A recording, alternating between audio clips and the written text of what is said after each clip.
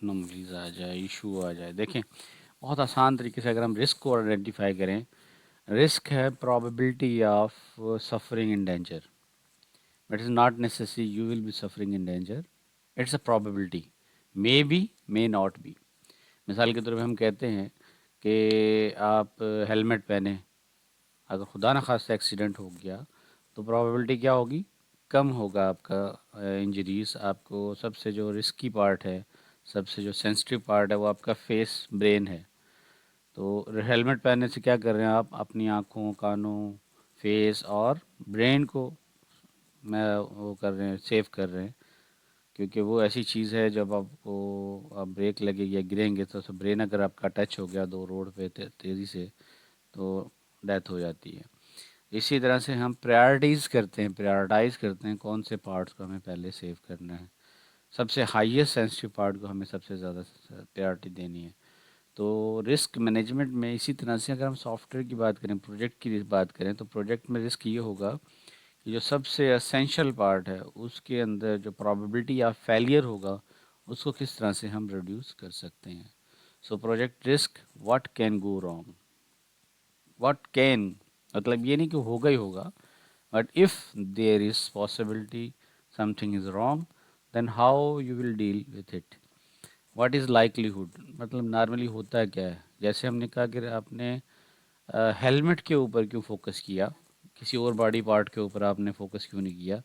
कि नॉर्मली होता ये है कि जब बाइक चलाने वाला गिरता है तो सबसे ज़्यादा पॉसिबिलिटी केसेस ये आए कि हेड इंजरीज़ होती हैं, और हेड इंजरीज़ ऐसी ख़तरनाक होती हैं जिससे डेथ भी हो जाती है, और डेथ ना भी हो तो बंदा कोमा में चला जाता है, या उसको ऐसे मेजर उसके असरात होते हैं जिसको जिसको टॉलरेबल नहीं होते, we can not tolerate it या we can not bear it. So likelihood के ऊपर बेसिस पे आपने वो आइडेंटिफाई किया वो पार्ट जिसके ऊपर आपने हेलमेट पहनना होता है। व्हाट विल डैमेज बी, क्या डैमेज हो सकता है, what can we do about it, what are precautionary measure we can take it to avoid that danger, what we can do maximum, what we can do minimum, ठीक है, at that threshold. सो ये सारी possibilities हैं जिसकी basis पे हम क्या करेंगे, प्रोजेक्ट को रिस्क निकालेंगे। तो ये सारे अगर पॉइंट को आप फोकस करें कि हमारे पास क्या क्या पॉसिबिलिटीज़ आ रही हैं, उन पॉसिबिलिटीज़ को अगर हम देखें कि व्हाट रॉन्ग, क्या हो सकता है, लाइक्लीहुड क्या है, डैमेज क्या होगा, और उसके लिए प्रिकॉशनरी मेजर्स क्या ली जा सकती हैं। तो इसके हम करते हैं रिएक्टिव रिस्क मैनेजमेंट। देखें, दो तरह की स्ट्रैटेजीज होती हैं हमारे पास, एक होती है प्रोएक्टिव और दूसरी होती है रिएक्टिव। प्रोएक्टिव, मैं उसी हेलमेट वाली बाइक की वाली एग्जांपल पे अगर लेके चलूँ, तो बाइक पे अगर हम कहेंगे एक्सीडेंट हो गया और आपने हेलमेट नहीं पहना हुआ था, तो रिएक्टिव रिस्क स्ट्रैटेजी क्या होगी कि आपने क्या करना है, रिएक्शन ये करना है कि जल्दी से उसको हॉस्पिटल पहुंचाना है। ये तो रिएक्टिव होगी। प्रोएक्टिव क्या है, हेलमेट पहनना है। तो दोनों स्ट्रैटेजीज हैं, अगर आप दोनों ही लगाएं कि प्रोएक्टिव भी अप्लाई करें और रिएक्टिव भी अप्लाई करें तो रिस्क मिनिमाइज हो जाएगा। और प्रोएक्टिव ना करें, रिएक्टिव करें, फिर रिस्क रिड्यूस हो जाएगा। लेकिन दोनों ही ना हो तो फिर तो रिस्क हाई हाईएस्ट लेवल पे होगा। सो रिस्क रिएक्टिव स्ट्रैटेजीज हमारे पास आती हैं। Project team reacts to the risk when they आकर, जब काम खराब हो गया तब उन्होंने कुछ करना शुरू किया। जब देखा कि अब तो डिले हो रहा है, अब उन्होंने रिएक्ट किया। अगर अभी भी रिएक्ट नहीं करेंगे तो फिर तो डेफिनेटली लॉस होगा। You can have a maximum loss of your schedule and you cannot complete your project on time. So this is a reactive strategy. Mitigation is a strategy where you plan for additional resources in anticipating on the firefighting. Mitigation ये है कि आपने देखा, भांपा कि यहाँ पे हमारे पास ये प्रॉब्लम आने की पॉसिबिलिटी है, अब ये रिस्क तो है, इसको मिटिगेट कैसे करें। मिटिगेट मतलब इसको, इसका जो इम्पैक्ट्स हैं उसको रिड्यूस कैसे करें, इसके असरात को रिड्यूस कैसे करें। मिसाल के तौर पे हम कहते हैं यार, बाइक चलाएगा तो उसको डेफिनेटली ये है कि रिस्क तो है कि उसको अगर खुदा न खास्ता एक्सीडेंट होगा तो उसको बहुत ज़्यादा नुकसान होगा। इससे बेहतर सेफ़ है कि आप कार यूज़ करें, ठीक है। उससे ज़्यादा सेफ़ है कि आप वी कैन से ट्रक में जाएं। तो जितनी ज़्यादा बॉडी उसकी हार्ड होगी उतनी ही ज़्यादा आपके पास क्या होगा, सेफ्टी होगी। लेकिन हम कहते हैं कि बाइक में चलना है, मजबूरी है, तो उसके रिस्क को रिड्यूस कर लें, यानी मिटिगेट कर लें, नॉर्मलाइज करें चीज़ों को कि उसके इम्पैक्ट्स कम से कम हो। तो you have to plan for additional resources in anticipating on the firefighting. Means if you are lacking on the schedule, so in that case what will you do? You have to limitate, yeah, mitigate the risk in adding the resources, improving by adding more time to the project so that your project will be completed on time. Fix on failures. Fix on failures में resources are found and applied when the risk strikes. ये सारी reactive strategies हैं कि if there is a failure you have to fix it, or you have to identify where are the gaps, which part of the component we are getting suffering. अब हमने इस वक्त इस stage पे हम पढ़ चुके हैं CPM, क्रिटिकल पाथ मेथड, और हम जानते हैं कि जो क्रिटिकल पाथ अगर लेट होगा तो प्रोजेक्ट ओवरऑल लेट होगा. So resources are found and we have to apply that resources on that part जो कि critical part component है. जो दूसरे पार्ट के कंपोनेंट हैं उनके ऊपर अगर हम रिसोर्सेज ना भी लगाएं, लेट्स सपोज जब मैंने बताया था कि क्रिटिकल पाथ में अगर एक प्रोजेक्ट के अंदर, एक कंपोनेंट के अंदर 10 डेज लग रहे हैं और उसके पैरेलल में जो दूसरे कंपोनेंट हो रहे हैं उनके अंदर 6 डेज हैं, तो 6 डेज वाले अगर एक्सटेंड भी हो जाएंगे तो मैक्सिमम 7 डेज, 8 डेज, 9 डेज. लेकिन अगर 10 डेज वाला एक्सटेंड होगा तो वो ओवरऑल प्रोजेक्ट ड्यूरेशन को इंक्रीज़ कर देगा. सो क्रिटिकल पाथ को आपने आइडेंटिफाई करना है और वहाँ पर फेलियर अगर पॉसिबल है तो उसको रिड्यूस करने के लिए फिक्स करेंगे, मतलब एडिशनल रिसोर्सेज अप्लाई करेंगे, उसको मिटिगेट करेंगे. उसमें जो कंपोनेंट्स के अंदर जो कॉज हैं, what are the causes that result in the failure और result in delay of project completion, उनको फिक्स करेंगे. Then crisis management. Failure does not respond to the applied resources and project is in jeopardy. So अगर आप resources को apply सही नहीं करेंगे, यानी मतलब जहाँ पे फेलियर की पॉसिबिलिटी है इसको रिस्पॉन्ड नहीं करेंगे, so it will generate project delay. तो उसमें क्राइसिस जनरेट होंगे. क्राइसिस की मैनेजमेंट, क्राइसिस अगर जनरेट हो जाए, you can not avoid it but you have to manage it. You can not avoid something but you have to manage when you are suffering that. This is the reactive strategy. Avoiding जो strategy है वो कहलाती है हमारी proactive strategy. जब हम proactive strategy की तरफ जाएं तो proactive risk management में हमारे पास formal risk analysis perform की जाता है. हम पहले ही एनालाइज करते हैं, प्रोजेक्ट स्टार्ट करने से पहले हम एनालाइज करते हैं कि वो कौन से गैप्स हैं, डाउन हिल्स हैं जहाँ पे हमें पॉसिबिलिटीज़ है रिस्क जनरेट हो. उसको एनालाइज करेंगे, प्लान करेंगे, मिटिगेशन स्ट्रैटेजीज डेवलप करेंगे. देन शेड्यूलिंग के अंदर उनके उनके अंदर हमें उतना सा गैप रखना पड़ेगा ताकि अगर if there is possibilities of risk then we can manage it. So organization crack the root causes of risk. हमें आइडेंटिफाई करने पड़ेंगे what are the main reasons.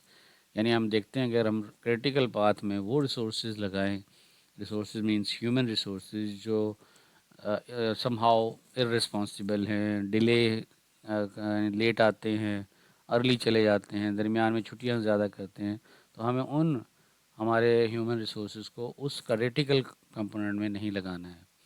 उसको किसी और कंपोनेंट में लगाएं जहाँ पर डिले टॉलरेट हो सके, वहाँ पे उनको इंगेज करना है. क्रिटिकल पाथ में आप नहीं लगाएंगे. तो ये ऑर्गेनाइज्ड रूट कॉजेज़ के अंदर रूट कॉजेज़ आइडेंटिफाई करेंगे, वो कौन से रूट कॉजेज़ हैं जिसकी वजह से डिले होता है, और फिर उन रूट कॉजेज़ के लिहाज से हम हैंडल करेंगे उन चीज़ों को कि किस तरह से हम चीज़ों को रिमूव कर सकते हैं. ठीक हो गया. सो इस तरह से आप चीज़ों को लेके चलेंगे तो रूट काज जब आपने आइडेंटिफाई कर लिया फिर आप मिटिगेट कर सकते हैं. अगर आप पता ही ना हो कि रीज़न क्या है डिले होने का तो then you can not handle it.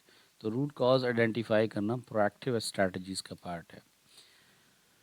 इसके लिए हम लगाते हैं TQM, total quality management concept, और स्टैटिस्टिकल एनालिसिस ऑफ SQA.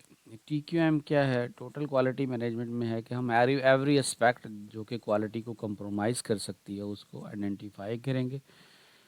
उसमें आपकी बैड प्रैक्टिसेस हो सकती हैं, कोडिंग बैड प्रैक्टिसेस हैं, फॉर्मल आपने डॉक्यूमेंटेशन जनरेट नहीं की, ये भी आपकी बैड प्रैक्टिसेस में TQM के अंदर कॉन्सेप्ट्स के अंदर आ जाता है.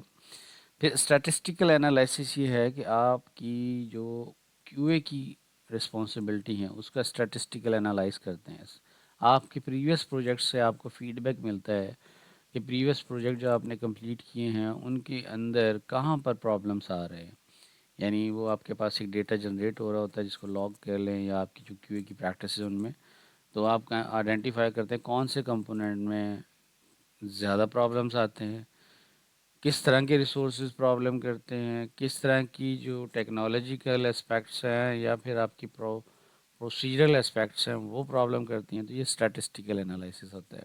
इसमें आप एनालाइज करते हैं कि किस तरह की चीज़ें जो है, और ये कहाँ से आती हैं, आपकी हिस्टोरिकल डेटा से आ सकती हैं। तो यू गैस हिम कि कहाँ पर पॉसिबिलिटी होगी, और फिर उसको रिमूव करने के लिए आप स्ट्रैटेजी प्लान करेंगे। Examine the risk sources that lie beyond the bounds of the software। कुछ ऐसे हमारे पास भी रिस्क होंगे जिसको सॉफ्टवेयर की बाउंड्री से बाहर हैं, जैसे कि electricity failure, road block, traffic jam, resources पहुंच ही नहीं पा रहे, खुदा न खास्ता मुल्क के हालात ख़राब हो जाते हैं, या सिटी की situation is bad, natural disasters, rainfall हो गई, या तूफ़ान आ गया, या कोई ज़लज़ला आ गया। ये सारे रिस्क आपने एनालाइज करने हैं, और जो कि इंसान के यानी कि सॉफ्टवेयर के बाउंड से बाहर हैं वो भी आपने यहाँ पर एनालाइज करने हैं। इसी तरह से हमने कहा ह्यूमन के लिए कि आपके पास गुड रिसोर्सेज हैं, but it doesn't mean to ideal resources जो है वो खुदा ना खास्ता कभी बीमार नहीं हो सकता, उसको कोई फैमिली प्रॉब्लम नहीं आ सकते। तो ये वो रिस्क हैं जो सॉफ्टवेयर की बाउंड्री से बाहर हैं, इनको भी आपने एनालाइज करना, और इसके लिए भी आपको प्रोएक्टिव रिस्क मैनेजमेंट करनी होगी। प्रोएक्टिव रिस्क मैनेजमेंट क्या होगी, जितने भी आपके क्रिटिकल कंपोनेंट हैं, अगर उसमें आपने सोर्स ए आइडेंटिफाई किया, अहमद, वो काम करेगा, तो उसका रिप्लेसमेंट आपके पास बी बाबर भी होना चाहिए, कि अगर खुदा न खास्ता due to some reason Ahmad बीमार हो गया, अहमद को कोई फैमिली प्रॉब्लम आ गए, कैजुअलिटी हो गई, तो खुदा न खास्ता उस सूरत में आपके पास रिप्लेसमेंट अवेलेबल हो, सेम टाइप ऑफ नेचर यानी सेम रिसोर्स अवेलेबल हो, सेम स्किल्स के सेट के साथ, और वो आपका प्रोजेक्ट कंटिन्यूटी के अंदर रहे, उसके अंदर कोई बिला वजह डिलेज ना आए। इस चीज़ को आपने सामने रखते हुए चलना होगा। तो ये आपके पास होगा कि आपने एग्जामिन करना है रिस्क को जो बियॉन्ड द सॉफ्टवेयर कंट्रोल है। Developing skill to manage change, we have to handle the, definitely हमारे पास जो सॉफ्टवेयर कस्टमर होता है, हमारे क्लाइंट होते हैं, वो चेंजेस करवाते रहते हैं। एजाइल में तो बहुत ज़्यादा होता है, और वैसे भी सॉफ्टवेयर डेवलपमेंट प्रोसेस के अंदर आपके पास चेंजेस आते हैं। अच्छा, दूसरी बात यहाँ पे दूसरा पॉइंट जो हाईलाइट करने का ये है कि developing skill to manage change, अगर आपके पास कोई चेंजेस इस तरह से है, टेक्नोलॉजिकल चेंज है, तो रिसोर्सेज में ऐसा नहीं रिसोर्स एक स्किल पे ट्रेंड है तो उसको दूसरी स्किल का पता ही ना हो, तो रिसोर्सेज को भी आपको टाइम टू टाइम ट्रेनिंग करानी होती है, कि अगर वो एक स्किल की बजाय दूसरी स्किल उसको पे उसको काम करना पड़े, तो ये ना कहे कि मुझे तो उसका कुछ आता ही नहीं है। यही वजह है कि सॉफ्टवेयर हाउसेस में जब आपके पास प्रोजेक्ट्स कम होते हैं या आपके पास थोड़ा वर्कलोड कम होता है, तो क्या करते हैं सॉफ्टवेयर हाउसेस, ट्रेनिंग्स कराते हैं अपने रिसोर्सेज की, उनको टेक्नोलॉजी शिफ्ट करवाते हैं। मिसाल के तौर पे एक रिसोर्स जो है वो अगर ट्रेंड है एंड्रॉयड के ऊपर और उसने कॉटलिन सीखी हुई है, तो उसको कहेंगे फ्लटर पे भी अपने हाथ साफ कर ले, कि अगर प्रोजेक्ट ऐसा मिले कि फ्लटर के ऊपर काम करना है तो वो फ्लटर के ऊपर भी काम कर सके, या आईओएस के ऊपर उसको डेवलपमेंट करनी है तो आईओएस पे डेवलपमेंट कर सके। ऐसा नहीं है कि वो स्टिकी हो जाए कि तरह की स्किल्स के साथ और उसको दूसरी स्किल्स ना आती हों। इसी तरह से डिफरेंट फ्रेमवर्क्स जो होते हैं, माइनर स्टैक वगैरह है, या डिफरेंट टेक्नोलॉजीज़ है, एक डेटाबेस अगर एसक्यूएल पे वो ट्रेंड है तो पोस्ट भी एसक्यूएल उसको आना चाहिए। इस तरह से स्किल इन्हांसमेंट भी करते हैं, आप रिप्लेसमेंट करते हैं, ताकि मल्टीपल रिसोर्सेज के पास मल्टीपल स्किल सेट हो और you can easily manage your risk. तो ये प्रोएक्टिव रिस्क स्ट्रेटजीज़ में आ जाती हैं। कुछ प्रिंसिपल्स हम डिवाइस करते हैं टूवर्ड्स प्रोएक्टिव रिस्क मैनेजमेंट। उसमें मेन हमारे पास 7 प्रिंसिपल हमने कैटेगराइज किए हैं, ये रॉगर प्रेसमैन की बुक में यूज़ कर रहा हूँ। उसमें 7 प्रिंसिपल्स डिफाइन किए हैं towards maintaining the risk. So maintain the global perspective, view software risk with in the context of the system and business problem. Business को भी देखना है आपने, जिस बिज़नेस के अंदर आप सॉफ्टवेयर जिस बिज़नेस का सॉफ्टवेयर डेवलप कर रहे हैं और इसी तरह से कॉन्टेक्स्ट ऑफ सिस्टम के अंदर भी देखना है। मिसाल बिजनेस रिस्क में अगर कोई आप हॉस्पिटल मैनेजमेंट सिस्टम बना रहे हैं, तो आपने देखना होगा कि उस पर्टिकुलर बिजनेस में जो चैलेंजेस आते हैं उनको कैसे मैनेज करेंगे। इसी तरह से अगर आप ई कॉमर्स का कोई बिजनेस है, उसके लिए डिफरेंट चैलेंजेस होंगे। हॉस्पिटल मैनेजमेंट के डिफरेंट चैलेंजेस हैं, ई कॉमर्स के डिफरेंट चैलेंजेस हैं, एजुकेशनल सिस्टम कोई बन रहा है उसके डिफरेंट चैलेंजेस हैं। सो ग्लोबल पर्सपेक्टिव में आपने देखना है software risk with in the context. Global perspective यानी आप ये देखेंगे वर्ल्ड वाइज, उसको अगर सॉफ्टवेयर को आपने बनाना है तो ऐसे वर्ल्ड वाइड उसकी स्टैंडर्ड्स को देखना है, ना कि लोकल कॉन्टेक्स्ट में आप उसको एक देखेंगे कि यार ये इसमें कहाँ ये चीज़ें होंगी, इसमें कहाँ ज़रूरत पड़ सकती है। अगर हॉस्पिटल मैनेजमेंट सिस्टम अगर आप बनाएं तो उसमें आप टूवर्ड्स पेपरलेस सिस्टम पे जाएं।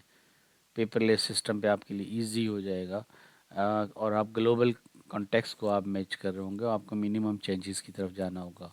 यानी अगर आप सारा का सारा रिपोर्ट बेस्ड सिस्टम कर रहे हैं और आगे जाके फ्यूचर में आपको रिक्वायरमेंट आती है कि आप इसको पेपरलेस पे ले आए, तो अगर आपने ग्लोबल पर्सपेक्टिव को सामने रखा होगा तो इस सूरत में आपको मिनिमम चेंजेस के साथ आप दोबारा से रिवाइज वर्जन भी निकाल सकते हैं। और इन बिटवीन डेवलपमेंट प्रोसेस में अगर ये चीज़ें आपसे डिमांड की जाएँ तो उनको आप इजीली टॉलरेट कर सकते हैं, रिस्क को टॉलरेट कर देंगे और रिक्वायर्ड चेंजेस को इम्बेड करके नया मॉडल डेवलप कर लेंगे। Take forward looking view, think about the risk that may arise in the future. जैसे मैंने बात की अभी पिछले पॉइंट में भी कि फ्यूचर पर्सपेक्टिव से आपने सिस्टम डेवलप करना है। Establish contingency plan, if there is some contingency there is risk, so you have to develop a contingency plan for that। so forward looking view हो आपका, ओपन एंडेड हो, future perspective को आप incorporate करें, future challenges को आप एम्बैच करें उसके अंदर, उनको हैंडल करने की उसके अंदर पॉसिबिलिटीज़ रखें। Increase open communication, someone statement states a potential risk, don't discount it। मतलब आपकी टीम के अंदर आपके उन लोगों से कम्युनिकेट करते रहें, software development team, SQ team, designer team, maintenance team, उनसे डिस्कस करें। अगर वो आपको कोई चीज़ें हाईलाइट करते हैं तो उनको इनक्रेज करें कि वो बताएं आपको। अगर उसको बोले रहने दें, मुझे पता है भाई, मैं मैनेजर हूँ, मुझे पता है, मैं बेहतर जानता हूँ, तो फिर आपको रिस्क जो है उसको सफ़र करेंगे आप रिस्क में, क्योंकि आपकी जो टीम है जो ग्राउंड रियलिटीज़ जानती है वो ज़्यादा इफेक्टिवली बता सकती है। तो इनक्रेज करें ओपन कम्युनिकेशन को। If someone state potential risk, उसको आप सीरियस लें, उसके लिए उसको हैंडल करने की स्ट्रैटेजी डेवलप करें, उसकी मिटिगेशन प्लान बनाएं, उसको डिस्कार्ड ना करें, उसको आप इग्नोर ना करें पर्सन को। Integrate consideration of risk must be integrated in the software development process. जो भी आपके पास रिस्क आइडेंटिफाई हो जाए उसको इंटीग्रेट करें सॉफ्टवेयर डेवलपमेंट प्रोसेस के अंदर। मतलब उसके लिए आप गैप रखेंगे कि उस रिस्क को हैंडल कैसे करेंगे जब ये सिचुएशन जनरेट हो। तो रिस्क मैनेजमेंट प्लान आपका बना हो कि जब when some situation will generate, how you will handle it और how you will integrate the risk component with that. Emphasize the continuous process. A team must be vigilant through the software process, modifying identified risk as more information is known and adding one as better insight is achieved। आपके पास continuously improvement होनी चाहिए। आप identify करते रहें कौन से processes हैं जिनको हम यूज़ करके अपने टाइम को ऑप्टिमाइज़ कर सकते हैं। और टीम शुड बी विजिलेंट, वो सॉफ्टवेयर प्रोसेस के अंदर बार बार उनको विजिलेंटली मॉनिटर करती रहे और देखती रहे कि कौन से प्रोसेस जो हैं वो स्लो हो गए हैं या कौन से प्रोसेस जो हैं वो स्टकअप हो गए हैं जिनको उनको इन्हांस करना है या इनको सम अल्टरनेट पाथ के ज़रिए इम्प्रूव करना है। So they should join it. Modify identified risk as more information is known. जैसे ही आपको कोई मालूमात नसीब हों, आपको बाद में आइडेंटिफाई हो कि ये सॉफ्टवेयर प्रोसेस में हमारे कुछ हमने गलत एस्टिमेशन की, ये ऐसे नहीं वैसे होना चाहिए था, तो उसको फ़ौरन ही आपने वहाँ पे आइडेंटिफाई करना। आइडेंटिफाई करने के बाद इसको ऐड करना है इंफॉर्मेशन को towards modification of your process, so that ये ना हो कि आप अगर उसको इग्नोर कर दें और आगे जाके वो रिस्क में कन्वर्ट हो जाए या फेलियर की तरफ ले जाए। So new one as better, अगर बेटर स्ट्रैटेजी कोई मिलती है आपको लेटर ऑन मिलती है, so you should welcome it, not ignore it. So insight is achieved, then new better strategy is found at the later on. You should incorporate. मिसाल के तौर पे अगर आपने कोई सॉफ्टवेयर के अंदर कोई टेक्नोलॉजी या टूल प्लान किया 3 महीने, मतलब कोई बड़ा सॉफ्टवेयर था 1 साल का, और 3-4 महीने बाद कोई उससे बेटर अप्रोच या बेटर वर्जन आ गया, सो you should vigilant and incorporate that new process into your software development process. तो उससे बेहतर अगर कोई प्रोसेस मिल गया, उससे बेहतर कोई टेक्नोलॉजी आ गई, सो you should use it. Develop a shared product version. If all stakeholders share the same vision of the software, it is likely to better risk identification and assessment will occur.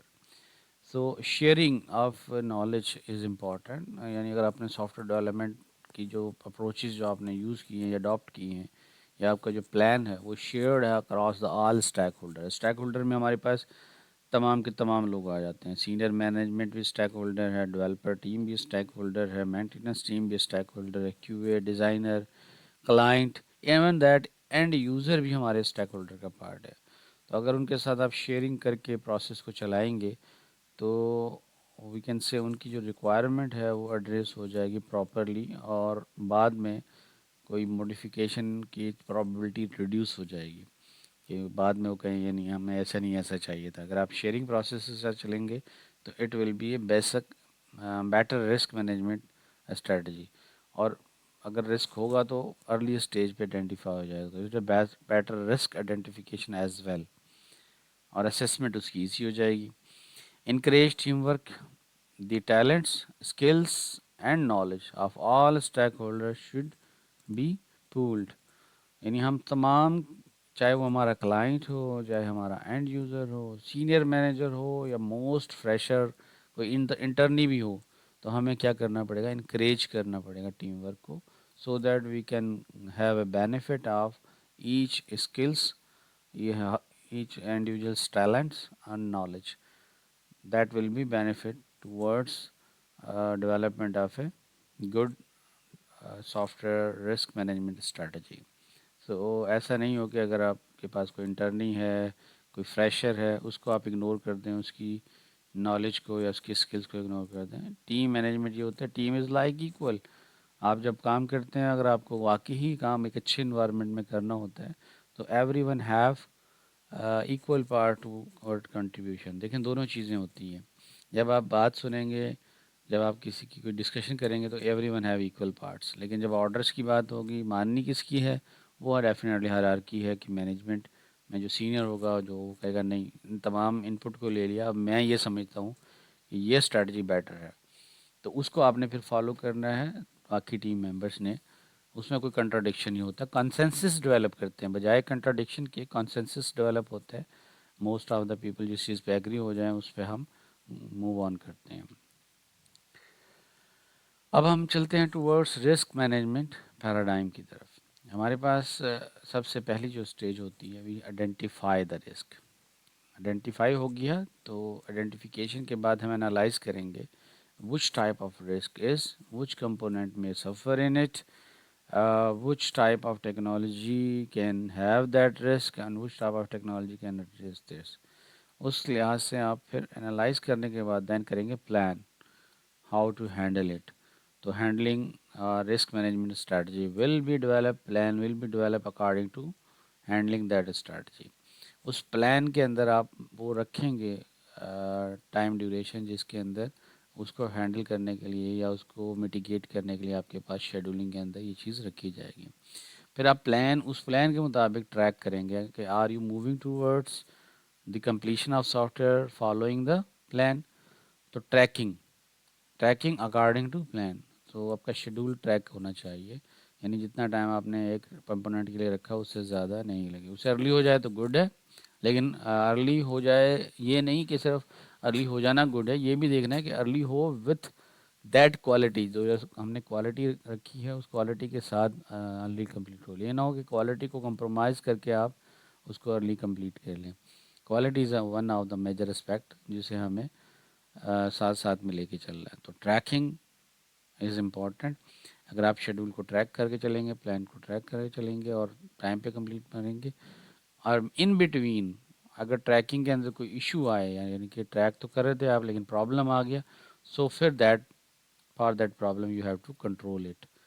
और control करेंगे कैसे कि उसको mitigation strategies आपने develop की होंगी कि if problem P1 occur then strategy S1 is for handling the P1। ये प्रॉब्लम P2 अकर्स तो P2 के लिए आपके पास S2 है। स्ट्रैटेजीज आपने बनाई हो, ये P3 प्रॉब्लम अकर्स तो स्ट्रैटेजी S3 है।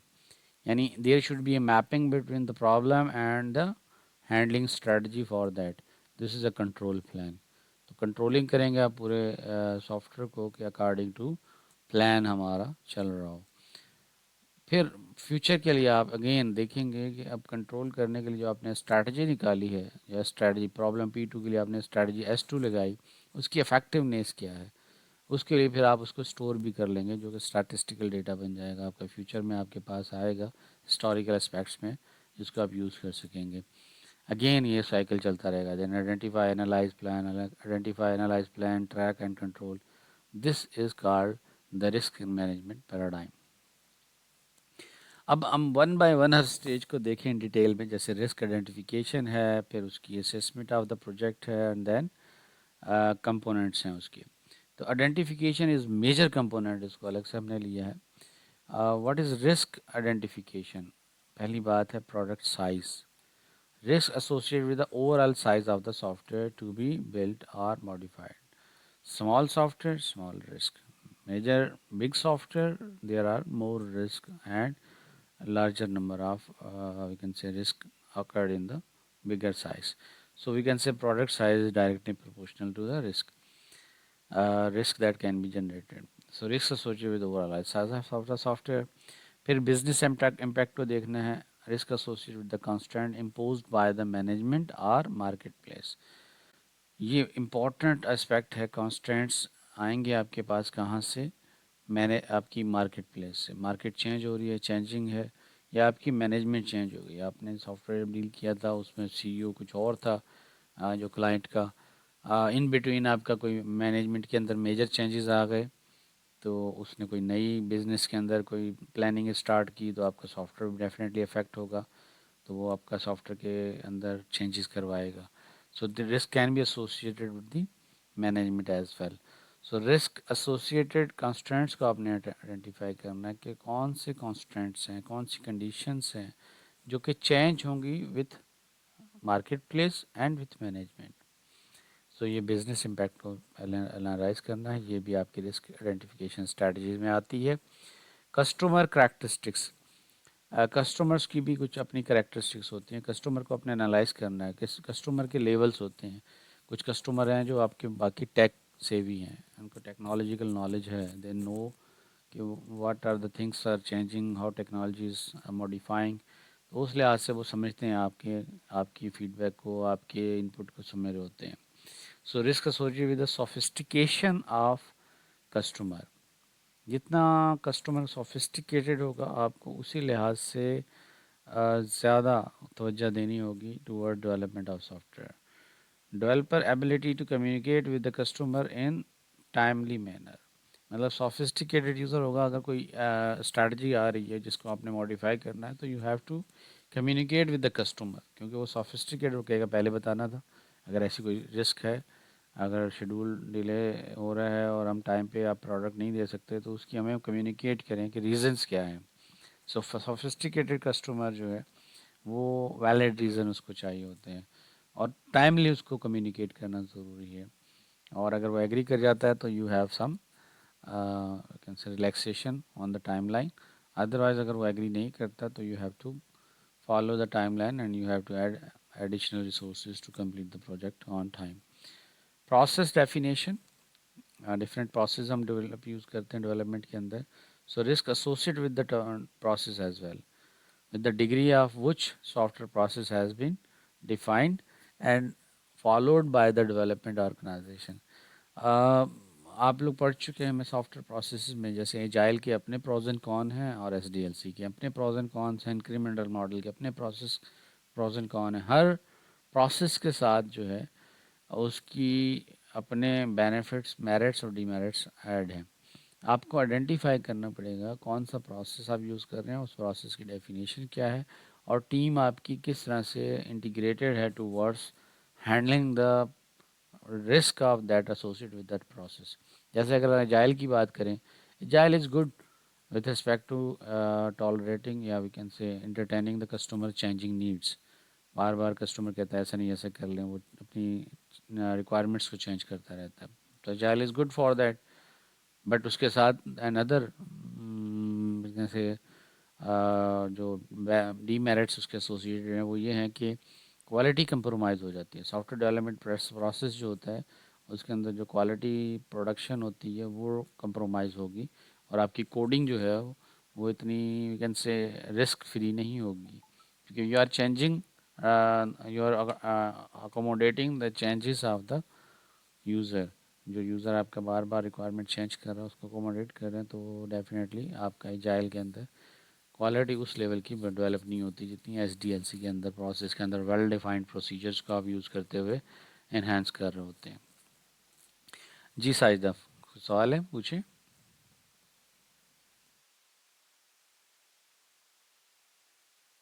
Sorry Sajiya Ashfaq, you have raise the hand, is there any question? वालेकुम सलाम।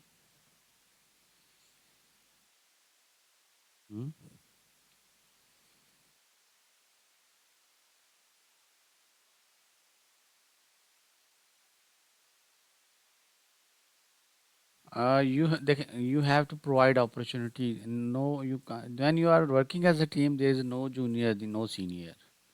The good environment in the software industry is developed when there is a teamwork, and when you say the manager and the fresher has equal rights to communicate or participate in the discussion। क्योंकि देखें ये intellectual capability जो है ना वो हर एक की खुदादाद सलाहियतें होती हैं, तो उसमें ये नहीं है कि एक दिमाग में मेरे आइडिया आ रहा है तो आपके नहीं आ रहा है।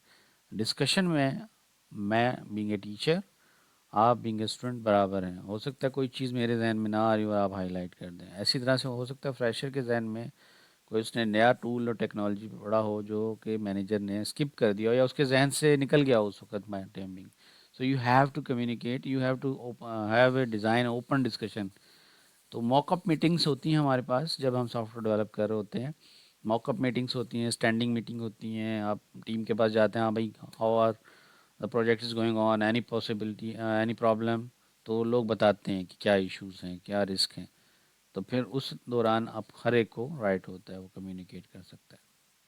Clear?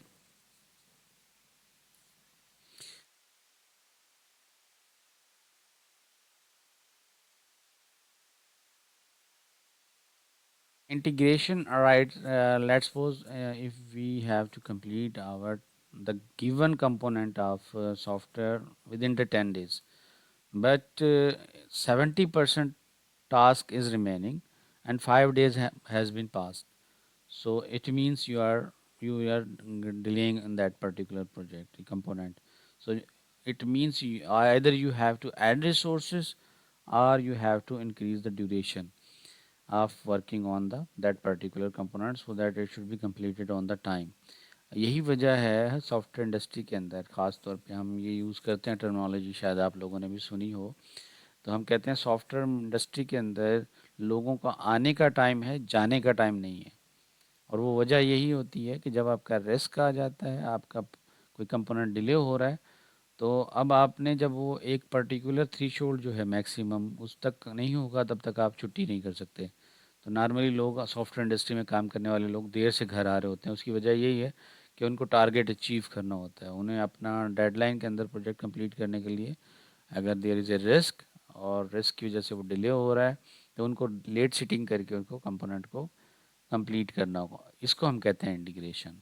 You have to integrate the risk that can be generated and you have to tackle it with the proactive strategies।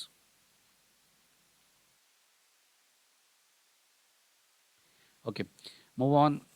Process के बाद हमारे पास development environment is important with respect to risk associated with the availability and quality of the tool. There are two things here we mention, availability and quality. So tools के पास अब जब हम environment use करेंगे, उसमें जो tools and technology use कर रहे हैं उसके भी आपके पास अवेलेबिलिटी की भी प्रॉब्लम है और क्वालिटी के भी प्रॉब्लम है। मतलब कुछ इन्वायरमेंट होंगे जैसे हमारे पास जो टूल हैं वो आप बस फॉर मैं बात कर लूँ एग्जांपल के तौर पे, जैसे हम इंटेलिजे यूज़ कर रहे हैं। अब इंटेलिजे एक कम्युनिटी एडिशन है, दूसरा प्रोफेशनल एडिशन है। अब community edition is good for start but it has some feature missing, और अगर आप प्रोफेशनल एडिशन लेंगे उसके एडिशनल फीचर्स हैं। तो इसी तरह से हम कहेंगे कि जो डेवलपमेंट इन्वायरमेंट है हमारा, उसके अंदर भी रिस्क एसोसिएटेड हैं कि एक तो ये है कि जिस डेवलपमेंट इन्वायरमेंट को आप चाहिए वो अवेलेबल है कि नहीं। अगर अवेलेबल है तो क्या वो क्वालिटी फीचर्स प्रोवाइड करता है जिससे आपकी क्वालिटी इम्प्रूव हो और जो कि हेल्प करे आपकी प्रोडक्ट डेवलपमेंट के अंदर, बिल्डिंग द योर प्रोडक्ट। तो इन्वायरमेंट इज़ आल्सो इम्पॉर्टेंट। इसी वजह से हम इसके अंदर भी आपके पास जो है चैलेंजेस मिलेंगे। जो बड़ी कंपनीज हैं उसके पास अच्छे डेवलपमेंट इन्वायरमेंट होते हैं, अच्छी प्रैक्टिसेस होती हैं, good practices, high level of calibre people जो काम कर रहे होते हैं। तो इससे भी आपकी क्वालिटी के जो प्रॉब्लम है वो रिमूव हो जाते हैं, यानी रिस्क रिड्यूस हो जाते हैं। तो रिस्क आइडेंटिफिकेशन के अंदर आता है कि आप देखें कि आपके जो कंपोनेंट हैं, सॉफ्टवेयर कंपोनेंट है, वो कैसे हैं। सम टाइम आप कोई काम कर रहे होते हैं टूल्स के ऊपर और उसमें लिमिटेड फीचर्स की वजह से वो लिमिटेड क्वालिटी मिल रही होती है और जब बाद में आके रिस्क का कंपोनेंट जनरेट करती है या क्वालिटी कंप्रोमाइज़ होने की वजह से रिस्क जनरेट हो जाता है।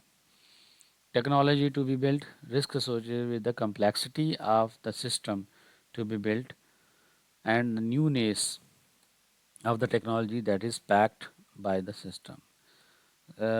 टेक्नोलॉजी इंटीग्रेटेड हमारे पास ये होता है कि कुछ चीज़ें हमें यूज़ करनी है। मार्केट में कोई नया हार्डवेयर आया है, जैसे हमने एग्जांपल ले लें आपका जो अगर हॉस्पिटल मैनेजमेंट सिस्टम अगर आप बना रहे हैं और हॉस्पिटल मैनेजमेंट सिस्टम के साथ अगर आपने इंटीग्रेट करना है किसी डिवाइस को, कोई एक्सरे मशीन है, कोई सीटी से स्कैन मशीन है, उसकी नई टेक्नोलॉजी के अंदर डेवलप हो के आई है। सो न्यूनेस ऑफ टेक्नोलॉजी आपने अंडरस्टैंड करनी है सो दैट आप सिस्टम के साथ उसको इंटीग्रेट कर सकें। सो टेक्नोलॉजी के अंदर जो मिटिगेशन यानी मॉडिफिकेशन आ रही है, मॉडर्नाइजेशन आ रही है, उसको भी आपने यूज़ करना है।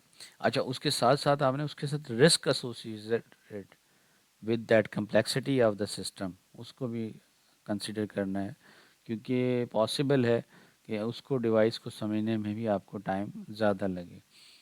नॉर्मली आप जिन डिवाइसेस पे आप काम कर चुके हैं उनके अंदर आपको टाइम कम लगता है।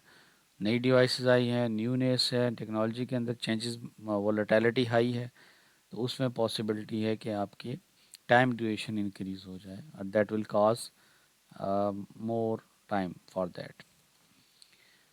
Staff size and experience, risk associated with the overall technical team and projects experience of the software engineer who will work on it। Experience लोग होंगे, डेफिनेटली टाइम कम लगेगा, डेफिनेटली उसके अंदर जो है कम्युनिकेशन जो है फास्ट होगी। नए लोग होंगे, उनको चीज़ें सिखानी पड़ेंगी, समझानी पड़ेंगी, टूल्स एंड टेक्नोलॉजी के ऊपर उनको पहले काम किया नहीं है तो they might be doing wrong coding. Coding के अंदर उसके अंदर बहुत सारे बग्स आ रहे होंगे, तो इस चीज़ को भी आपको आइडेंटिफाई करना होगा। रिस्क आइडेंटिफिकेशन में ये है कि आप देखेंगे स्टाफ का साइज़ कितना है और उनका एक्सपीरियंसेस क्या हैं। एक्सपीरियंस लोग जो हैं वो ज़्यादा अच्छा परफॉर्म करते हैं और फ्रेशर जो है उनको टेक्नोलॉजी की न्यूनेस इतनी नहीं होती या फिर वो इतना उनका प्रैक्टिसेस नहीं होती, तो definitely they will take more time, number one. Number two, जब हम साइज़ की बात करते हैं तो अगर साइज़ बड़ा होगा तो उसमें कम्युनिकेशन कोऑर्डिनेशन के इशू आएंगे। Bigger the size, more conflict, more complexity, more we can say contradictions among the team, तो उसकी वजह से भी आपका प्रोजेक्ट डिले होता है। अगर आपका प्रोजेक्ट टीम जो है साइज़ स्मॉल है तो उसके अंदर इश्यूज जल्दी रिजॉल्व हो जाएंगे। प्रोडक्ट साइज़ बड़ा है, स्टाफ साइज़ ज़्यादा है, तो डिपेंडेंसीज़ की वजह से भी, अगर मिसाल के तौर पे अगर एक रिसोर्सेज है ए, वो कहता है कि जी मैंने काम करना है, जब बी अपना काम कर लेगा तो ए डिपेंड ऑन द बी, ठीक है। अब बी डिले करेगा तो ए कहता है मैं तो काम करने के लिए तैयार हूँ, लेकिन मुझे अगर आउटपुट मिलेगा बी से तब मैं स्टार्ट करूँगा अपना काम। तो वी कैन से ए डिपेंडेंट है। ये डिपेंडेंट है, ये डिपेंडेंट ऑन बी है। तो स्टाफ साइज़ अगर इस तरह से बड़ा होगा और we can say large dependencies होंगी, so it will cause an delay. ये भी एक रिस्क है।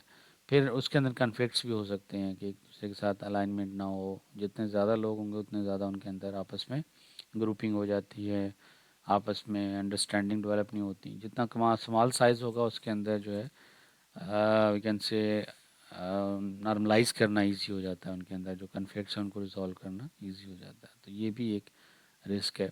अच्छा, एक्सपीरियंस लोग जल्दी से चीज़ों को समझ जाते हैं, फ्रेशर जो है उसको जैसे मैंने बताया कि टाइम टेकिंग ज़्यादा होते हैं, ये भी एक इशू है। सम टाइम मोस्ट सीनियर लोग ज़्यादा हों, उनके अंदर भी आपस में कन्फ्लिक्ट, यानी ये प्रोजेक्ट मैनेजमेंट टीम जो है वो जानती होती है या ग्रुप मैनेजर जो है वो जानता है कि किसकी किसके साथ नहीं बनती। स्टाफ के अंदर ये भी इश्यूज आते हैं कि कुछ सीनियर स्टाफ आपस में एक दूसरे के साथ कन्फ्लिक्ट कर लेते हैं, बिला वजह भी कन्फ्लिक्ट करते हैं। तो ये भी चीज़ें आपके रिस्क में आइडेंटिफाई कॉन्टेक्चुअल लेवल पे टीम टू टीम या इंडस्ट्रीज़ के अंदर लोग एक दूसरे के बारे में जान रहे होते हैं। तो ये फॉर्मेशन ऑफ टीम जब हम करते हैं तो ये रिस्क के अंदर चीज़ें डालते हैं कि यार रिसोर्सेज जो है ना वो R1 R2 R3 ये तीन रिसोर्सेज हैं तो बेस्ट हैं इस कंपोनेंट के लिए, लेकिन इनकी आपस में बनती नहीं है। अब हमें चाहिए भी तीनों, लेकिन बनती भी नहीं है। तो उसमें हम मिनिमाइज़ करेंगे कि इनमें से ज़्यादा प्रॉब्लमेटिक कौन सा है। R2 ज़्यादा प्रॉब्लमेटिक है, चलेंगे R2 को रिमूव कर दें, R1 R3 फिर भी आपस में काम कर लेंगे। ये तो इसलिए करेंगे R2 की जगह कोई रिप्लेसमेंट कोई जूनियर रिसोर्स लगा दें जो कि इनकी तरह इनके साथ अलाइन हो।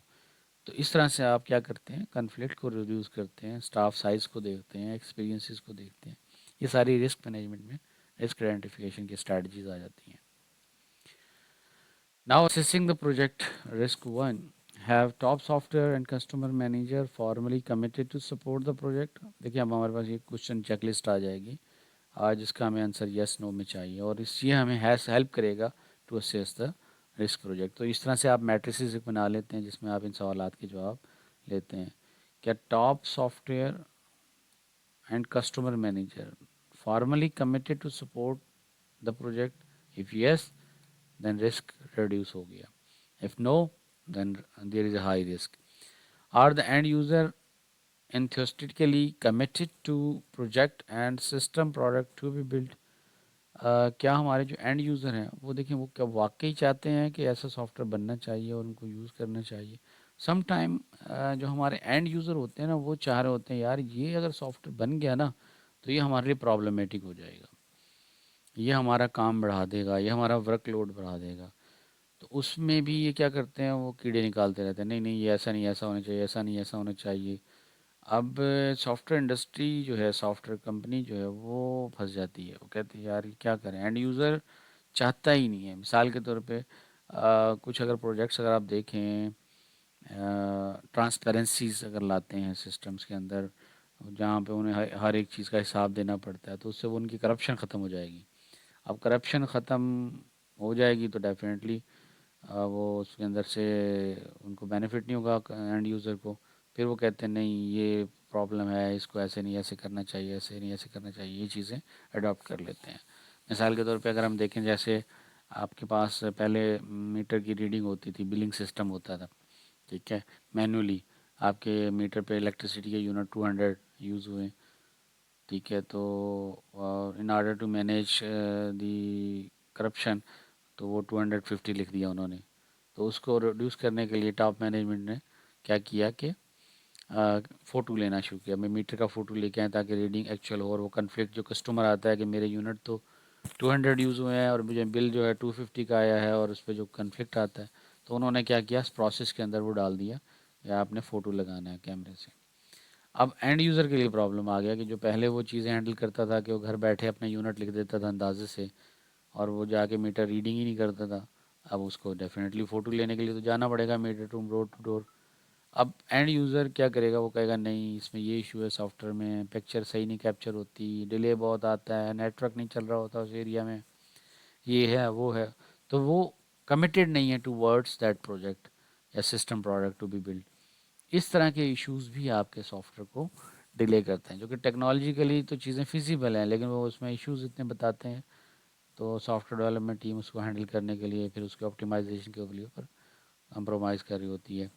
यानी अगर मैं कहूँ इसको फ्यूचर में, अभी तो आप देखें मैन्युअली डेटा रीड किया जाता है मैन्युअली कि यूनिट कितने कंज्यूम हुए हैं, लेकिन वो प्रूफ के लिए फ़ोटो लगाते हैं ताकि उसको वेरीफाई किया जा सके कि वाकई 200 यूनिट कंज्यूम हुए हैं।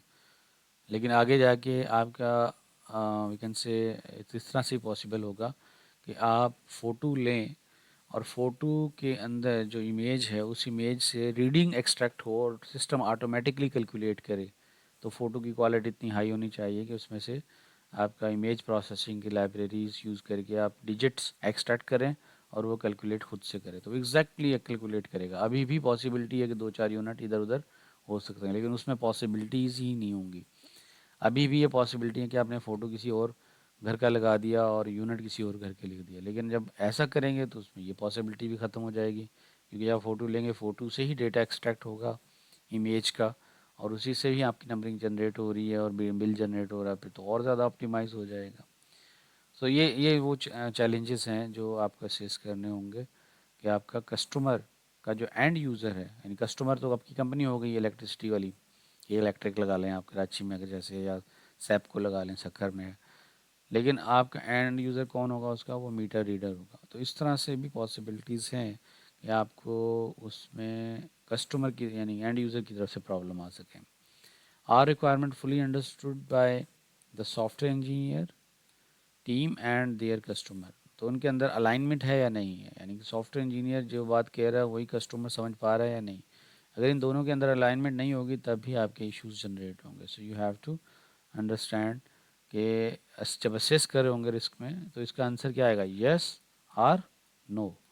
तो आप देखेंगे कितने यस और कितने नो हैं, उसकी बेसिस पे आपका रिस्क असेस हो रहा होगा। Have customer been involve fully in the definition of requirement. Requirement gathering के अंदर जो रिक्वायरमेंट एक्सट्रैक्ट हुई हैं, एक्सट्रैक्ट करने के बाद उसके स्पेसिफिकेशन करते हैं, तो फिर हम कस्टमर से साइन करवा लेते हैं, आपने यही बोला था ना, आप यही चाह रहे थे ना, तो वही कहता है यस, तो इसका मतलब एग्री है, आगे जाके वो प्रॉब्लम नहीं करेगा। और अगर आप ऐसा नहीं करवाते, इसका आंसर अगर नो है, तो इट मीन्स वो आगे बोलेगा मैंने तो ऐसा नहीं बोला था, मैंने तो ये तो मेरा मतलब ये था, मेरा मतलब ये था। तो ये चीज़ें फिर क्या करेंगी, रिस्क को इन्हांस कर देंगे, रिस्क को इंक्रीज कर देंगे। Do need user have a realistic expectation.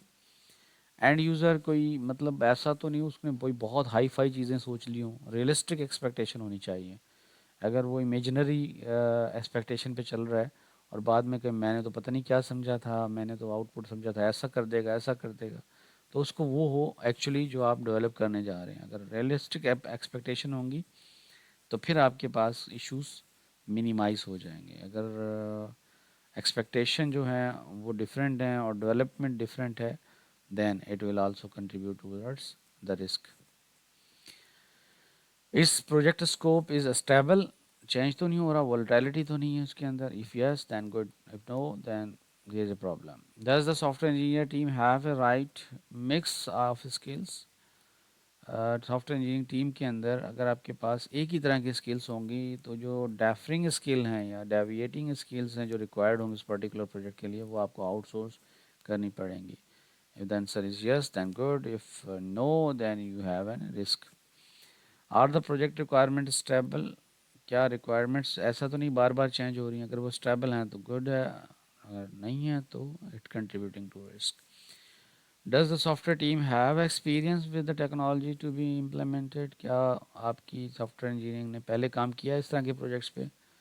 अगर पहली दफ़ा इस तरह का कोई प्रोजेक्ट कर रहे हैं तो there is high probability of risk. If you have worked already on that type of project, then the risk is reduced. Is the number of people on the project team adequate to do the job? ऐसा तो नहीं आपने काम जो है वो 10 लोगों का आपने 8 लोग लगा दिए हैं, 6 लोग लगा दिए हैं, मुनासिब लोग हैं, मतलब मुनासिब नंबर ऑफ पीपल हैं। If is yes, then risk reduced. Do all customer user constituencies agreed on the importance of the project and on the requirement for the system product to be built? यानी जितने भी areas हैं, जो भी आपके working areas हैं, project के milestones हैं, उन तमाम पे दोनों के अंदर एग्रीमेंट है, कस्टमर और यूज़र दोनों के अंदर। ऐसा नहीं कस्टमर कुछ और कह रहा हो, यूज़र कुछ और कह रहा हो, कस्टमर की एक्सपेक्टेशन कुछ और हैं और यूज़र की और हैं, तो इनके अंदर फिर कन्फ्लिक्ट आ जाएगा जिसकी वजह से आपके पास प्रॉब्लम आता है। और फिर बात करें कि प्रोजेक्ट मैनेजर वो कुछ और बात कर रहा है। तो रिक्वायरमेंट के अंदर अगर अलाइनमेंट नहीं होगी तो it will create a risk. तो ये हमारे एक मैट्रिक्स टाइप की आप चीज़ बना लेंगे, यूँ समझ लें। ये सारे सवालात लिखेंगे, उसके सामने आप यस नो लिखेंगे। जितने नो आंसर आएंगे उतनी हाई प्रोबेबिलिटी ऑफ रिस्क होगी। इस तरह से मैट्रिक्स बना लेंगे, 1 2 3 जो हमने कंपोनेंट डिस्कस किए रिस्क के, इसको लिखेंगे और उसके सामने यस नो की मैट्रिक्स बना लेंगे। देन यू कैन कैलकुलेट कि कितने सवालात के जवाब यस में आ रहे हैं और कितने के नो के, और अकॉर्डिंगली आपका रिस्क प्रोजेक्ट का आ जाएगा। You can say number of no divided by, we can say risk की कैलकुलेशन आप किस तरह से कर लेंगे कि जितने आंसर यस में आ रहे हैं उतना हाई पॉसिबिलिटी है कि रिस्क मिनिमाइज होगा, और जितने नो होंगे उतनी हाई पॉसिबिलिटी है रिस्क एनहांस होगा, divide by total number of we can say matrices जो आप बना रहे हैं। अब रिस्क के कंपोनेंट्स की तरफ आएंगे हम। Performance risk, the degree of uncertainty that product will meet its requirement and be fit for its intended use।